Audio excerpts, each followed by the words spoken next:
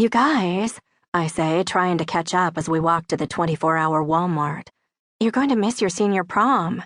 No one cares. As long as we're there at the end when they declare Little Miss Heidi prom queen, we're all good.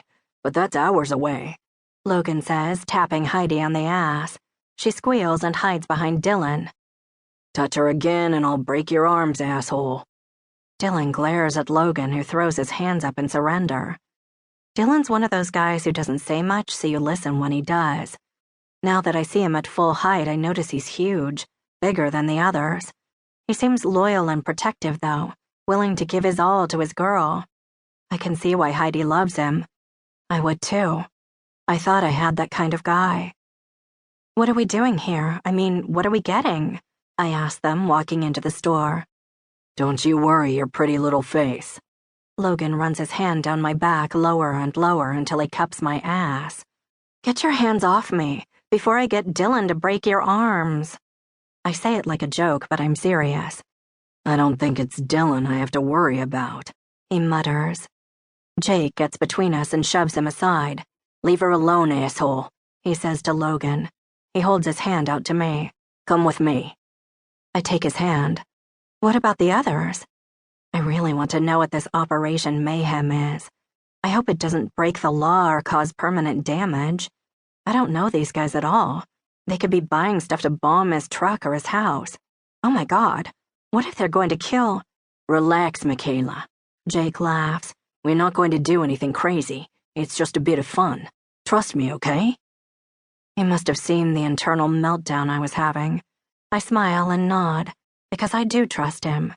Now, help me choose, please. I don't know anything about this stuff, he says, twirling his finger in the air. Huh? I look around and see that we're in the men's formal wear section. Oh, okay. I glance at him. He's still wearing his suit pants and a plain white tank, which shows off his broad chest and muscular back. What's wrong with what you're wearing? I ask with a raised eyebrow. Ha ha, he says flatly. It would be fine if I wanted to look like Eminem circa 2001. We both laugh. I'm thinking a black shirt and blue tie go with your dress and flower. He starts sifting through the racks. I look down at myself. My mind is so hazy that I had forgotten what I was wearing. He pulls out a black dress shirt and slips it on. He looks at himself in the mirror, then shrugs it off. He removes the tag and puts it in his pocket, then puts the shirt back on and starts buttoning up. I look away, because watching him dress feels too intimate. Plus, I think he might be stealing, and I don't want to be an accomplice. I head over to the accessories where there are $2 ties galore. I find a blue one that matches the little dahlia pinned to my dress just under my breasts. He saunters over and smiles. Here, this one should do. I hold it out to him. Perfect. He grabs the tie from me and frowns. My mom's going to be so disappointed. He laughs. I have no idea how to knot a tie. I can totally help you with that. I grab the tie from his hands and begin to knot it the way Mom showed me. She said one day I'd meet a man who would appreciate my knowing how. Who knew she'd be so right?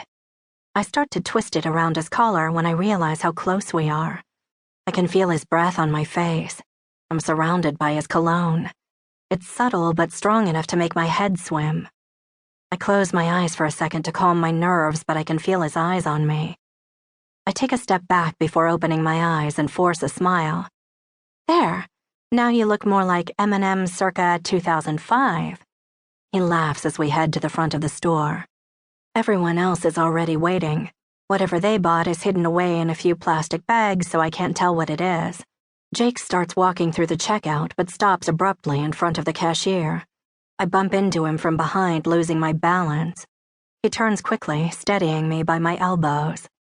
He then pulls 2 tags out of his pocket and gives them to the cashier. She's a few years older than us, but shamelessly eyes Jake up and down and winks at him. I need to pay for these, Jake says, adjusting his tie and looking past her. She doesn't speak, which seems to make him uncomfortable. After the transaction, we make our way back to the group and walk out to the limo. Dude, Logan says, that chick would have totally banged you in the storeroom. Not everyone's a pig like you, Logan, Heidi huffs as we settle back into the limo.